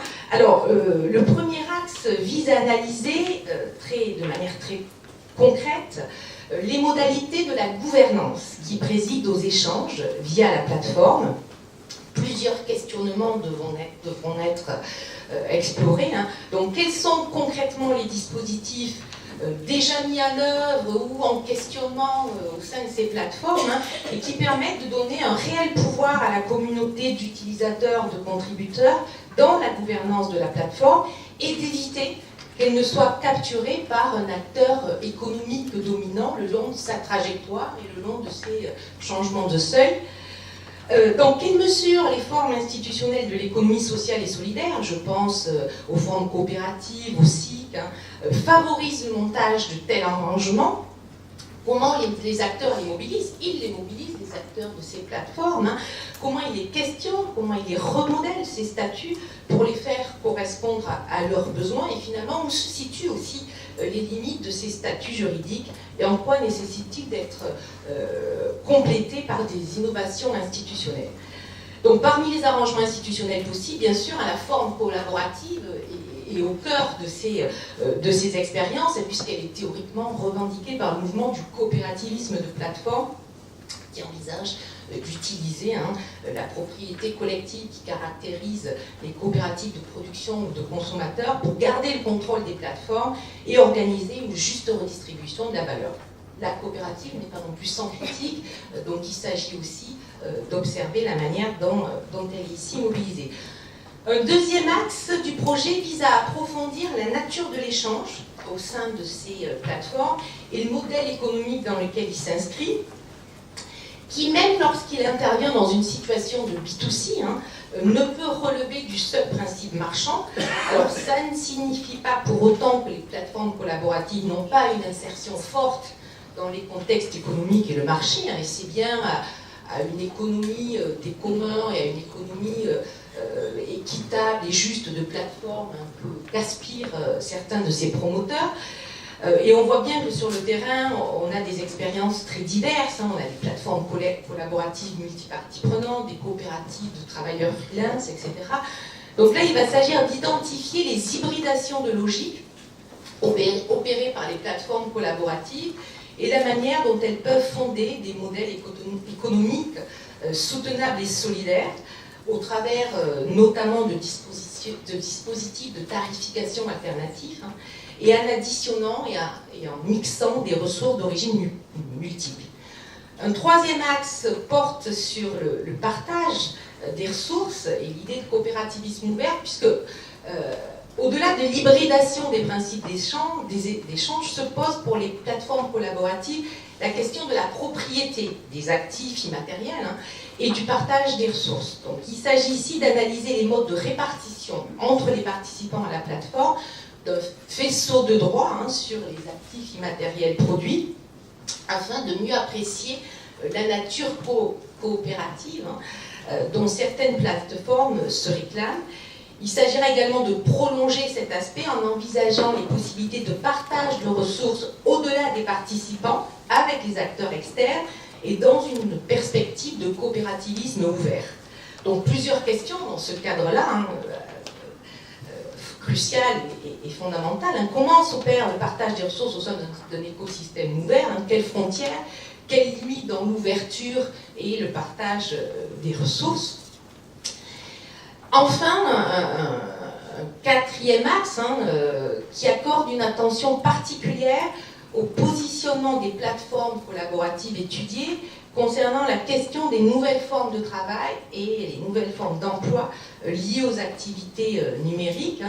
Alors on voit bien que les individus qui interagissent avec les plateformes collaboratives s'inscrivent dans un continuum de pratiques, d'échanges, de production, de partage, de location, de vente, de biens et de services, et qui inclut des combinaisons, des allers-retours possibles entre des activités professionnelles classiques et d'autres beaucoup plus informelles.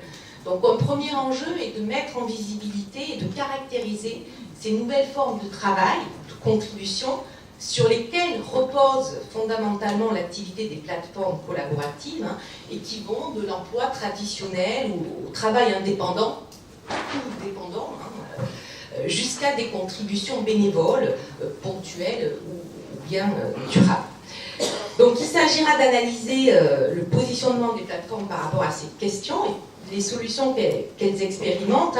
Alors on voit bien les solutions mises en œuvre du côté des acteurs les plus prédateurs de l'économie numérique, où la tendance lourde consiste à recourir aux services de travailleurs indépendants avec le statut d'auto-entrepreneur.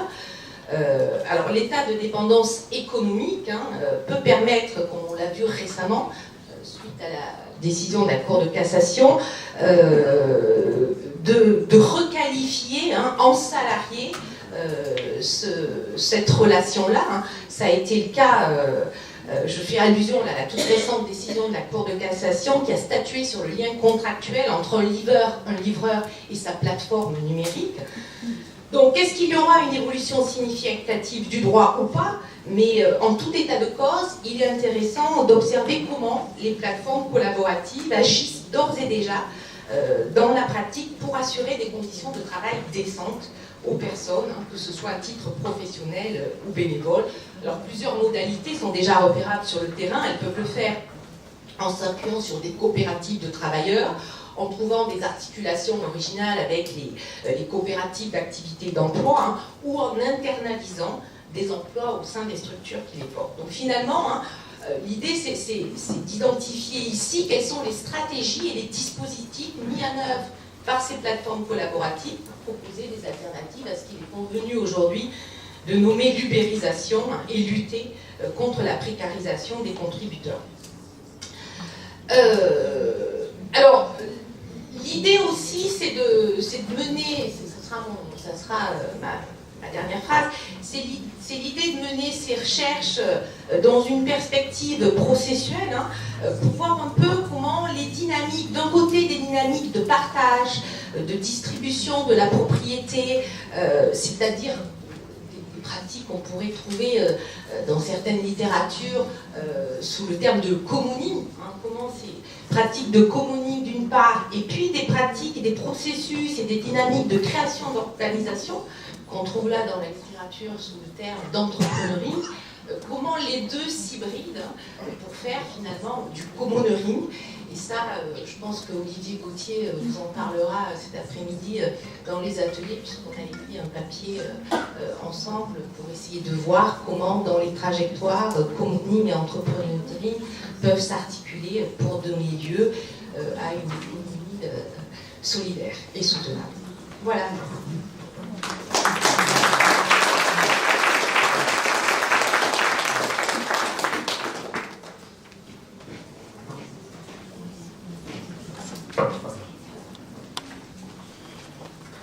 Bon, je vais conclure cette séance d'ouverture plénière sur deux arguments. Tout à l'heure, je vous ai dit qu'il y avait une multiplicité des visages et des perspectives offertes au travers du concept de soutenabilité. On les a, d'une certaine manière, déroulés tout au long de cette plénière avec les différents intervenants, soutenabilité sociale, environnementale. On vient d'avoir un point de vue sur la question du numérique. Et on l'a vu dans l'ensemble de ces interventions, l'importance finalement de ne pas en rester à une seule dimension, mais bien de croiser l'ensemble des dimensions. En fait, on ne se sortira pas des questions de soutenabilité qui sont face à nous en approchant analytiquement, point à point, perspective après perspective les choses. On voit bien dans la crise actuelle qui touche la France qu'il y a une conjonction entre la problématique environnementale et sociale, et que dans l'ensemble des commentaires, pour l'instant, on a du mal à conjuguer les deux. On nous dit fin du mois ou fin du monde, on est dans l'incapacité à croiser les éléments et avoir une réflexion globale. Je pense que ce qu'on a vu aujourd'hui dans cette plénière, c'est un ancrage entre l'économie solidaire et la gestion solidaire pour offrir le prisme dans lequel ce croisement de perspectives peut avoir lieu et l'organisation dans laquelle les solutions peuvent émerger. On l'a vu avec Corinne Gendron, on l'a vu avec Corinne Bercher, avec aussi la proposition de Genauto sur tout ce qui se passe au Brésil. On peut mettre en place de nouveaux modes d'organisation, de nouvelles gestions qui sont compatibles avec l'ensemble des soutenabilités. Alors, deuxième chose que je vais vous dire, et puis j'arrêterai là parce que je pense qu'il faut qu'il y ait un espace sur les questions et l'échange avec vous, parce que le nombre de présentations est important. C'est que vous avez dans les mains normalement un ouvrage que j'ai écrit avec mon collègue Genauto, qui s'appelle Solidarité Organisation, pour penser une autre gestion. Et dans cet ouvrage, je veux bien que la proximité entre l'ouvrage et le thème de la séance est forte. Et dans cet ouvrage, on a essayé justement de réfléchir à comment faire, en partant du cadre polanien, qui est un cadre inscrit dans l'économie substantive, comment pouvoir penser la gestion substantive. Cette gestion qui est cohérente avec la proposition de Karl Polanyi. Donc Genauto vous a déjà donné un certain nombre d'éléments tout à l'heure lorsqu'il parlait de ces marchandises fictives développées conceptuellement par Karl Polanyi. Et on a un certain nombre d'initiatives de terrain qui appartiennent à l'économie solidaire, qui participent du réencastrement de ces marchandises fictives. Donc on peut penser aux monnaies solidaires, on peut penser aux incubateurs solidaires qui existent aussi au Brésil, on peut penser en France aux coopératives d'activité et d'emploi qui cherchent à démarchandiser le travail. Donc on a un ensemble d'organisations, de pensées, de modes opératoires qui nous permettent de renverser la tendance et d'ouvrir le cap vers une transition écologique capable de croiser l'ensemble de ces perspectives de soutenabilité telles qu'on les a évoquées aujourd'hui. Voilà, dernier point que je voulais dire, c'est dans cet ouvrage, non seulement on parle de Karl Polanyi, mais on utilise un auteur qui est peu connu en France, c'est Guerrero Amos, qui a écrit en 1981 un ouvrage en anglais qui s'appelle New Theory of Organization, et qui propose un cadre en termes d'analyse de gestion substantive qui est cohérent avec la proposition de Karl Polanyi. Dans l'ouvrage, on fait une part importante à cet auteur pour montrer comment il nous permet de penser, non pas une théorie des organisations, mais des théories des organisations. Parce que ce qui est important, ce qu'il faut retenir de cet auteur, Guerrero Amos, auteur brésilien, c'est qu'il nous dit qu'il faut éviter de passer d'une gestion à l'autre, d'une organisation à l'autre, avec les mêmes outils, les mêmes instruments et les mêmes pensées. Il pense que ça, c'est dévastateur pour nos économies, vues sur le cadre substantif. Il propose en fait de protéger l'ensemble des différentes organisations, qu'elles soient coopératives, associatives, clubs de passionnés, clubs de makers, de les protéger respectivement en adoptant une attitude différente dans les méthodes d'organisation qui sont choisies dans chacune de ces organisations. Et ne pas faire passer la même rationalité d'une organisation à l'autre. En fait, avec cet auteur, Guerrero Amos, on a le lien entre la soutenabilité environnementale et la soutenabilité sociale, parce qu'en fait, il s'inscrit dans une démarche qui peut être qualifiée comparable à la protection de la biodiversité. Lui, ce qu'il propose, c'est la protection de la sociodiversité. Protéger les différentes organisations, et donc éviter, par exemple, de manière très sommaire, qu'en France, on pense la professionnalisation d'une association en imposant à cette association une gestion d'entreprise. Vous voyez, c'est contre ça que Guerrero Amos s'oppose, c'est contre ça qu'il a écrit, et c'est avec cet outil, ce conceptuel que nous avons construit une grande partie de l'ouvrage. Voilà, vous êtes les premiers à avoir cet ouvrage, parce qu'en fait, il sortira en janvier, il est dans l'année 2019, mais je tenais, par rapport à ces rencontres que je trouve très intéressantes, par rapport à ce public que vous constituez, par rapport à cette compétence que nous réunissons tous ensemble, avoir auprès de vous un premier retour, une première analyse. Donc bien sûr, vous n'aurez pas le temps de lire le livre d'ici ce soir, mais j'espère que nous gardons contact et que, d'une certaine manière, nous pourrons prolonger au cours de ces 2 journées le débat avec vous. Voilà, maintenant je vais demander à Jean-Louis Léville de nous rejoindre sur l'estrade, et puis je vais ouvrir la séance des questions.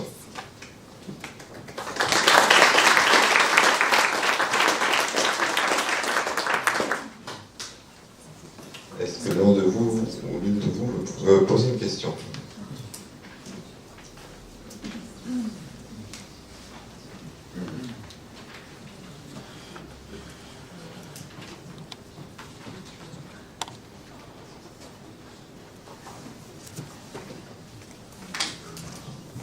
Alors c'est peut-être moins une question qu'une remarque, mais de vocabulaire, mais qui n'est peut-être pas totalement anodine. Par rapport à la dernière vue du diaporama de Corinne Gendron, j'ai lu intégration et inspiration. Tiens, quand ça passe dans un sens, on intègre le traditionnel, alors qu'on va seulement inspirer le traditionnel dans l'autre sens. Merci, excellente remarque. Je pense que je me suis laissée prendre au jeu de ce vocabulaire parce que je trouve, et il faudra que je le revoie d'ailleurs, je trouve que les innovations dans l'économie sociale et solidaire en matière d'environnement sont beaucoup plus radicales.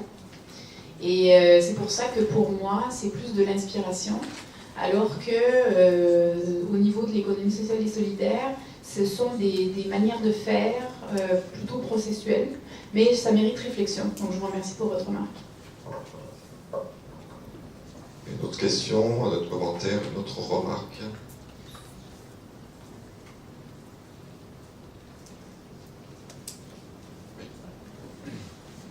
Ça s'adresse aussi à Mme Gendron. La question, c'est sur l'intercoopération et relatif aux politiques d'approvisionnement. Est-ce qu'il y a des relations avec les coopératives de producteurs ou est-ce que ça n'a vraiment rien à voir ? Coopérative de producteurs au sens, enfin il y a plusieurs sens, donc pas au sens de coopérative de travailleurs, mais au sens de diverses entreprises qui coopèrent entre elles pour réguler les prix, par exemple, ce genre de choses. Oui, je pense que ça peut rejoindre ça. En fait, c'est de l'intercoopération au sens des coopératives qui se mettent ensemble pour, par exemple, faire de l'échange direct. c'est à ce niveau-là. D'autres questions? Oui.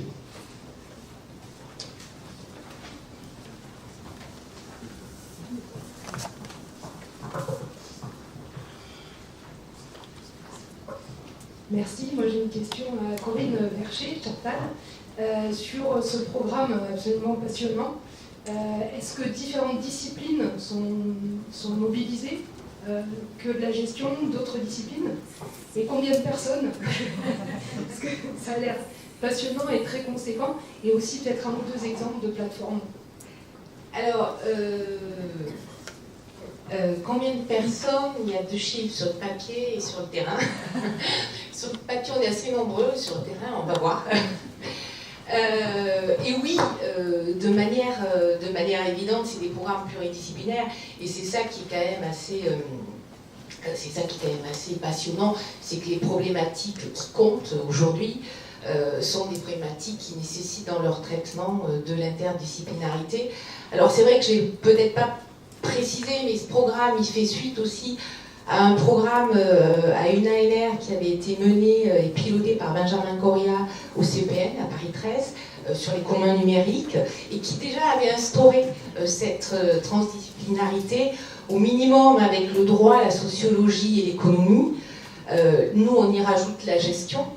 Voilà, alors je pense, j'ai une pensée pour Roland Pérez aujourd'hui, qui disait on devrait s'appeler des gestiologues, parce que les gestionnaires, ce sont ceux qui pratiquent, et voilà, donc il y a des gestiologues aussi.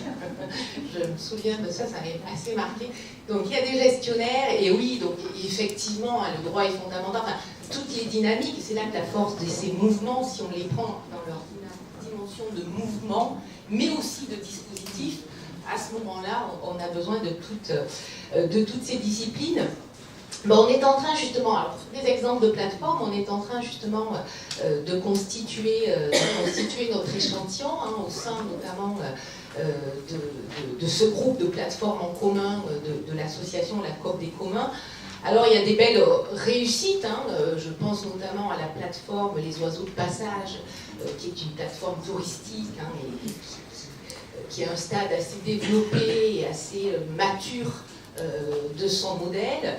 Mais il y a aussi des plateformes comme CopCycle, et qui justement, on en parlait récemment, tirer sa spécificité du fait d'y passer par une coopérative de travailleurs pour ne pas avoir recours justement à des formes d'auto-entrepreneurs. Donc voilà, il y aura de multiples terrains. Alors il va falloir évidemment les ouvrir à des formes, à différents niveaux de maturation, et probablement que c'est vers le côté de l'Espagne et de Barcelone qu'on ouvrira aussi notre terrain, puisqu'il semble qu'il y ait des alternatives extrêmement intéressantes. Merci Corinne.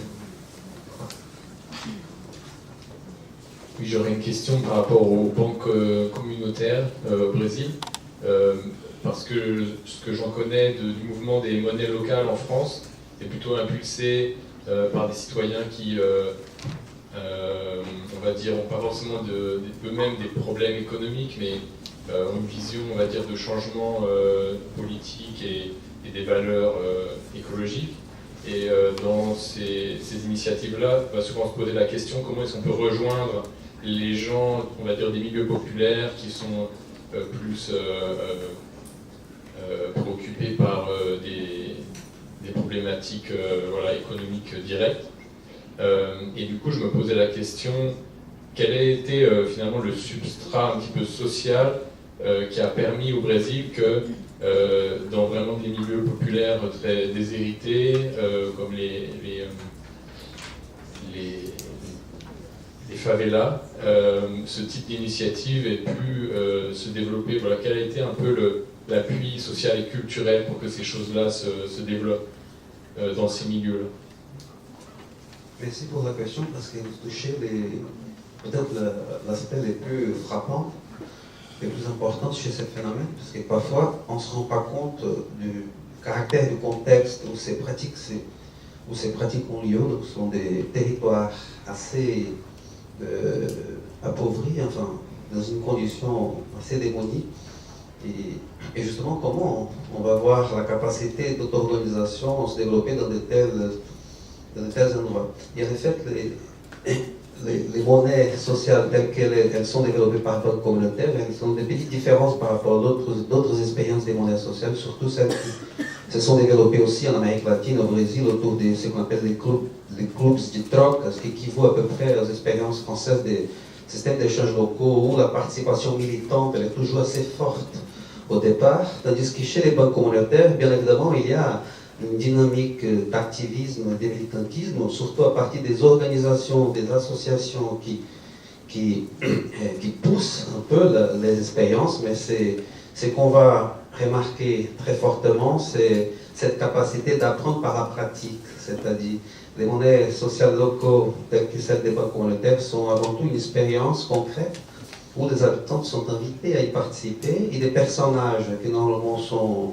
assez marqués par un certain conservatisme et une sorte de négation de la participation de la scène politique locale, comme un commerçant par exemple, ils viennent parce que ça fait partie des règles de jeu, de circulation d'une monnaie. Donc c'est ce que j'appelais avant comme le caractère assez mobilisateur de ces expériences. Donc les acteurs sont invités en fait à participer et on va voir comment cet apprentissage par la pratique, une espèce de learning by doing, elle se voit en fait. Donc c'est ça un peu la puissance, c'est qu'on ne veut pas dire qu'on n'a pas beaucoup de défis à surpasser, mais c'est ça, c'est avant tout des expériences concrètes et les gens commencent à changer un peu la façon de penser, leur comportement, à partir justement de l'expérience en soi-même en fait, c'est ça.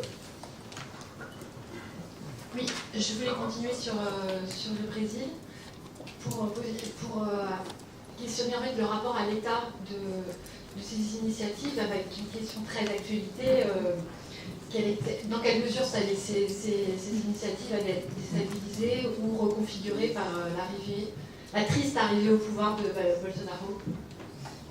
Ça va toucher très fortement parce que ces expériences, elles passent par un processus d'institutionnalisation dont le rapport à l'État, il est important à considérer, surtout en termes des possibilités de renforcer ces pratiques par une sorte de renouvellement des politiques publiques, ce qu'on appelle les politiques publiques d'économie solidaire.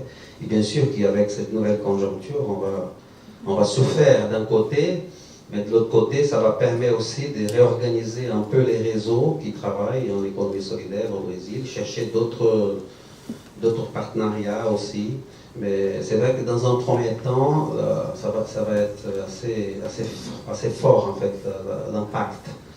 Parce qu'on compte avec une sorte de partenariat société civile État en fait. État, tout en concevant l'État comme une espèce d'institution en dispute.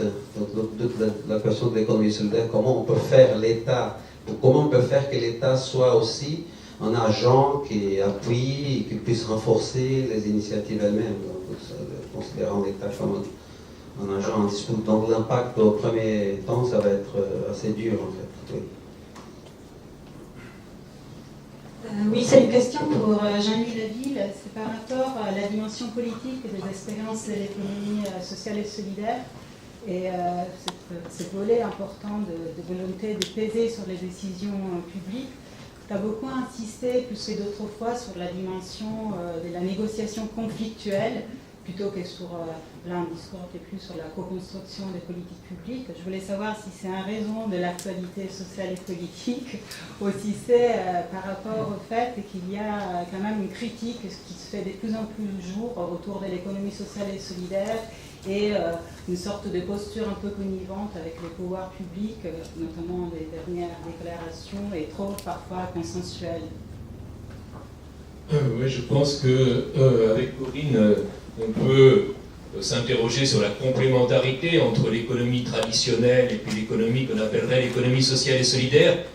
Mais je pense que cette complémentarité éventuelle ne doit pas nous masquer les conflictualités. C'est-à-dire qu'il ne faudrait pas qu'on tombe dans un travers qui serait celui d'une gentillesse un peu naïve. Parce que qu'est-ce qu'on voit aujourd'hui dans le monde? On voit des phénomènes, Corinne en a parlé, de captation, en fait, des initiatives citoyennes par le nouveau capitalisme, hein, c'est-à-dire que je pense par exemple aux travaux en Inde de Isabelle Guérin, qui montrent quand même que les expériences qu'on nous vend aujourd'hui comme sauvant les pauvres dans le social business sont des expériences qui reposent sur l'exploitation du travail gratuit des femmes. Et donc on est en train de travailler sur un ouvrage collectif avec des collègues indiennes et aussi des collègues ici présents. La question qui est posée, c'est est-ce que ce libéralisme de seconde génération, qui contrairement au libéralisme de première génération a maintenant intégré un discours sur le social, à travers le social business, à travers le capitalisme d'intérêt général, est-ce qu'il n'est pas aussi une forme de captation des initiatives citoyennes qui se sont profilées depuis maintenant des décennies, une manière de les reformater de manière fonctionnelle à un capitalisme qui ne soit pas questionné? Donc je crois que ce type d'interrogation doit effectivement être une interrogation qui soit présente aussi dans nos réflexions, de la même façon qu'on ne peut pas faire l'impasse aujourd'hui sur les travaux sur le capitalisme criminel. C'est-à-dire que ce que l'on voit également aujourd'hui, c'est pas simplement la responsabilité sociale d'entreprise, c'est la progression de l'intrication entre les économies mafieuses et le nouveau capitalisme dérégulé. Et donc là, il y a aussi des constats qui sont tout à fait d'une ampleur sans précédent et que l'on doit intégrer à l'analyse. C'est-à-dire qu'il faut bien voir que nous en sommes à un modèle qui est tellement à bout de souffle qu'il est amené, selon les préconisations européennes aujourd'hui, à intégrer la prostitution et la drogue comme éléments relançant la croissance et permettant d'améliorer les PIB. Donc quand on voit comment finalement c'est le choix de la non-soutenabilité structurelle qui est fait aujourd'hui dans les indicateurs macroéconomiques qu'on nous propose, on voit l'ampleur des affrontements. Et je crois qu'il n'y a pas simplement complémentarité, il y a aussi opposition entre des modèles, et nous ne pourrons pas avoir une vraie prise en compte de la double soutenabilité sur laquelle Philippe a insisté, sans qu'il y ait une conflictualité qui permette de sortir des dominations et des systèmes de pouvoir. Le problème qui nous est posé au niveau mondial, au Brésil comme ici en France, c'est arriverons-nous à ce que ces conflictualités puissent s'exprimer dans un cadre démocratique ou tomberons-nous dans la violence aveugle? C'est ça la question qui se pose. Mais je suis tout à fait d'accord avec vous, il faut arrêter d'être trop gentillé quand nous parlons de l'économie sociale et solidaire. Elle n'a d'importance que si elle est en mesure effectivement de questionner aussi un système qui est de plus en plus inadmissible par son insoutenabilité. Oui, bonjour, merci pour vos interventions. Moi, je rebondirai sur ce que vous venez de dire et qui...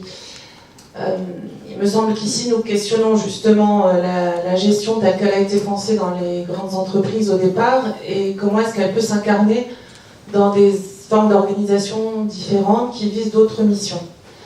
Et il me semble que là l'enjeu il est aussi de promouvoir une nouvelle manière de penser la gestion et une nouvelle culture de la gestion. Donc pour moi la bataille elle est aussi culturelle, elle est politique mais elle est aussi culturelle.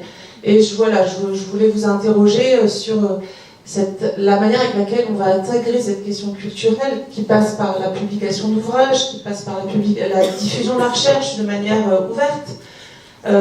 Et je pense que c'est cet écosystème auquel nous participons qui peut être un vecteur plus pacifique, en tout cas de transformation. Donc je suis d'accord avec vous sur le fait qu'il y a une lutte des idées, et cette lutte des idées, elle peut passer aussi par l'éducation. Et je voulais savoir comment est-ce qu'on peut l'intégrer, comment, je sais qu'il y a demain une table ronde, mais puisque vous êtes là, c'est l'occasion de vous interroger aussi, comment vous l'intégrez dans le cadre des formations, justement, de questionner le modèle qui est... Et non pas uniquement en disant... Parce que quand on dit le capitalisme, est-ce qu'on oublie au niveau des entreprises, c'est que par exemple, moi je pense au SIC, parce que c'est ce que j'ai beaucoup étudié, mais ces sociétés coopératives d'intérêt collectif, ce sont aussi des sociétés de capitaux. Donc il y a une forme de capitalisme, mais c'est un capitalisme qui est différent de celui de certaines grandes entreprises, effectivement, qui peuvent avoir un comportement voyou, j'en conviens.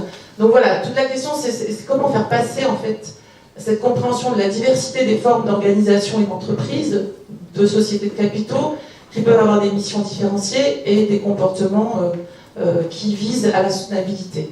Voilà, comment faire passer cela dans nos enseignements.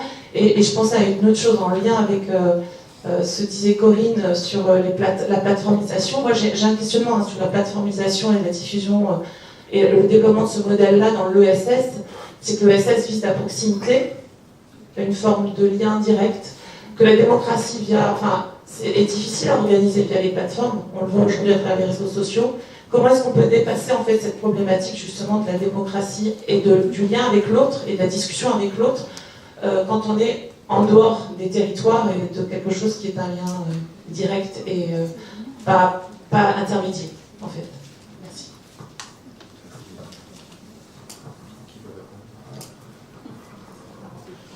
Moi, je veux bien enchaîner avant de passer la parole.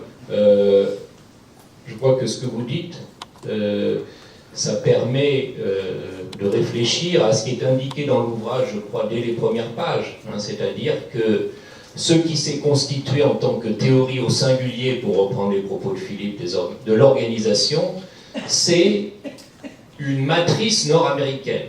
Donc la première chose, c'est que nous devons coopérer avec nos collègues brésiliens qui ont une recherche florissante depuis des années aujourd'hui sur justement la question d'une autre approche de la gestion. On doit réintégrer cela dans le patrimoine international des recherches en gestion. Il y a une nécessité d'avoir aussi une sociodiversité dans l'approche en matière de gestion, et on ne part pas de rien. On a des éléments dans différents contextes qui peuvent véritablement y contribuer. Et puis après, c'est aussi des enjeux, vous parliez de formation très concret. Ici, je vais prendre simplement un exemple. Aujourd'hui, les associations sont déstabilisées par les changements dans les financements publics, dans leurs modalités comme dans leur volume, et donc il y a des études qui se font sur les modèles socio-économiques des associations. Il y a quasiment un monopole sur ces études sur les modèles socio-économiques des associations jusqu'à maintenant, de grands cabinets nord-américains ou de consultants venus du MEDEF. Donc là, il y a vraiment une responsabilité du monde associatif. Est-ce que l'on peut continuer à faire valoir des projets associatifs généreux si en même temps, pour les modèles socio-économiques, on facilite l'importation de techniques managériales qui n'ont pas été pensées par rapport à ces projets. Et donc il y a aussi une responsabilité collective du monde associatif sur sa capacité à s'organiser et à se relier, par exemple, avec tous les gestionnaires qui aujourd'hui, au niveau de la recherche, s'intéressent aux associations. Et ce sont des choses très simples, mais qui peuvent changer beaucoup, parce que on voit bien comment aujourd'hui il y a une réflexion sur le modèle socio-économique qui est enfermée dans un certain lexique qui est celui justement de l'entreprise privée à but lucratif. Dernier point, il faut aussi, dans l'économie marchande, peut-être déconstruire ce qu'est l'économie marchande, parce qu'il y a très peu de rapport entre certaines multinationales et des artisans et des commerçants de proximité. Donc il y a aussi toute la question de avec quels acteurs de l'économie marchande est-il possible de faire des alliances qui ne soient pas des alliances contre nature pour l'économie sociale et solidaire. Donc vous voyez que la question que vous posez a des tas, je crois, d'implications très factuelles et à la fois minuscules, mais très importantes pour l'avenir. Merci beaucoup. Peut-être Corinne, tu voulais réagir? Oui, sur les deux points que tu évoquais, le premier, donc évidemment, il y a à mon sens, il y a deux défis à relever, et pas des moindres. Le premier, c'est faire évoluer les systèmes qui régissent quand même nos carrières, et qui sont très, pour le coup, disciplinaires. Donc on parlait de la question de la pluridisciplinarité, voire de la transdisciplinarité. Alors bien sûr que la plupart des projets de recherche aujourd'hui sont pluridisciplinaires. Alors je ne sais pas si j'ai un biais d'échantillonnage, mais il me semble ne voir que des projets pluridisciplinaires. Le problème, c'est que nos carrières sont encore construites dans les tubes disciplinaires et que ça reste compliqué de promouvoir une carrière académique dans la pluridisciplinarité. C'est une vraie question pour nous qui avons des responsabilités de conduite de thèse et de mettre des doctorants et des doctorantes en début de carrière académique. Donc il y a une vraie question. Bon, ben, il faut œuvrer contre ce rouleau compresseur nord-américain, effectivement, qui est dans la publication et dans la gestion de nos carrières, nous étouffe un peu, et étouffe notre pensée. Ça, c'est une première chose. La deuxième chose, c'est dans les enseignements. Et là, je trouve que force est de constater qu'on a des connaissances à créer. Et moi, dans les projets de recherche aujourd'hui, je trouve qu'il y a une double finalité. Il y a une finalité de création de connaissances pour la recherche, mais aussi pour l'enseignement. Parce que si la gestion a sa boîte à outils de l'entreprise, de la gestion de l'entreprise capitaliste, de l'efficience, de l'efficacité, là, les ratios sont parfaitement performants et performatifs. Il manque une boîte à outils performative aussi de la collaboration, de la coopération. Je regarde Julienne qui hoche la tête parce que je sais que c'est son dada. Donc il manque, on doit créer, nous, enseignants-chercheurs, cette boîte à outils à diffuser, parce que moi je suis face à des étudiants à qui je dis qu'il faut ouvrir les cadres, mais donc j'ai bien de mal à outiller très concrètement. Donc le but de ces programmes de recherche doit être de mettre l'accent sur ces nouveaux dispositifs qui permettent de gérer la coopération humaine. Sur les plateformes, et là je regarde Philippe cette fois, la dimension numérique et la plateforme, dans celle qu'on va étudier, n'est qu'un des éléments du millefeuille. C'est-à-dire que la finalité, c'est quand même la création de liens. Au final, de liens sur les territoires. Oiseau de passage, par exemple, ça va créer des liens extrêmement forts entre la personne qui va venir dans le pays et être accueillie. Donc la finalité reste la création de liens. Il y a la diffusion de liens. Donc la plateforme est l'outil, c'est pas la finalité. Donc on peut peut-être l'appréhender comme ça. Je voulais revenir sur cette question de gestion, parce que je pense que c'est en fait essentiel. Et le chantier, à mes yeux, n'est même pas débuté. Donc, nous, je pense que vous avez vu tous les débats sur la formation et les écoles de gestion qui ont cours depuis 2 ans à peu près, qui sont quand même assez importants. Et tout spécialement quand on est dans le champ de la responsabilité sociale, c'est la grande question. Parce que depuis quelques années maintenant, on intègre des cours d'éthique, éventuellement des cours de responsabilité sociale ou encore des cours de développement durable. Ça reste un cours sur 30 à peu près.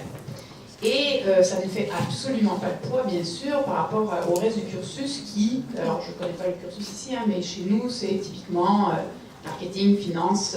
Alors, ce qui est un peu plus humain, c'est ressources humaines. Mais bon, en gros, on apprend à ne plus être humain.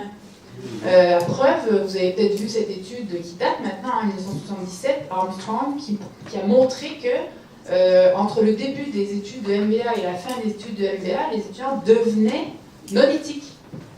Donc ils perdaient leur réflexe de penser à son prochain, être empathique, etc. Pourquoi? Parce qu'ils apprennent en fait une véritable schizophrénie qui consiste à dire je suis un dirigeant économique.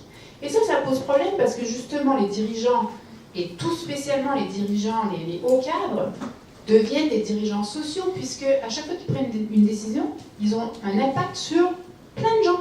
Pas seulement les gens dans leur entreprise, mais ils ont aussi de l'impact sur les collectivités, sur le public, etc. Or, ces gens-là ne sont absolument pas formés sur les enjeux sociaux, ne sont pas formés, évidemment, sur les enjeux environnementaux. Ils apprennent à voir le monde à travers une minuscule fenêtre. Qu'est-ce que ça donne concrètement? Ça donne, par exemple, dirigeant de BP, parce qu'en plus de ça, ajoutons que les hauts dirigeants maintenant proviennent de la finance, surtout. Donc, on se retrouve avec des gens qui ne voient le monde qu'à travers des indicateurs financiers. Donc ça donne comme résultat, dirigeant de BP, quand il y a eu la marée noire, qui dit moi je ne connais pas les opérations de BP, c'est pas de ma faute s'il y a eu un accident, parce que j'ai aucune idée comment ça fonctionne, la sécurité, moi, la seule chose que je fais du matin au soir, c'est m'occuper des indicateurs boursiers. C'est vrai que c'est ce qu'il fait, mais ça ne l'a pas empêché d'être tenu responsable, heureusement. Mais c'est juste pour montrer que nos dirigeants sont acculturés à l'humanité. Même chose chez nous, on a, je ne sais pas si vous connaissez peut-être l'entreprise Bombardier. Bon, il y a eu un grand scandale chez nous parce que l'entreprise va très mal. Et donc le gouvernement, pour la xème fois, a renfloué l'entreprise à coups de millions. Et pour récompenser l'excellente gestion de ces gestionnaires qui ont mis l'entreprise à mal, eh ben, le dirigeant a reçu un bonus de, je sais pas moi, 13 millions fois je sais pas combien. Alors évidemment, l'opinion publique dit « Eh, ça va pas, non? Vous prenez notre argent public pour payer de façon privée ce monsieur. » Et alors lui, il comprend pas pourquoi on le critique. Vraiment, hein, sincèrement, il arrive, il dit ben, « Moi, mon mandat dans l'entreprise, c'était de trouver de l'argent. J'ai trouvé de l'argent. Donc l'entreprise me récompense parce que j'ai fait mon travail. » Et il est convaincu de ça. Donc, tout ça pour vous dire à quel point, moi, personnellement, je trouve qu'on est mal...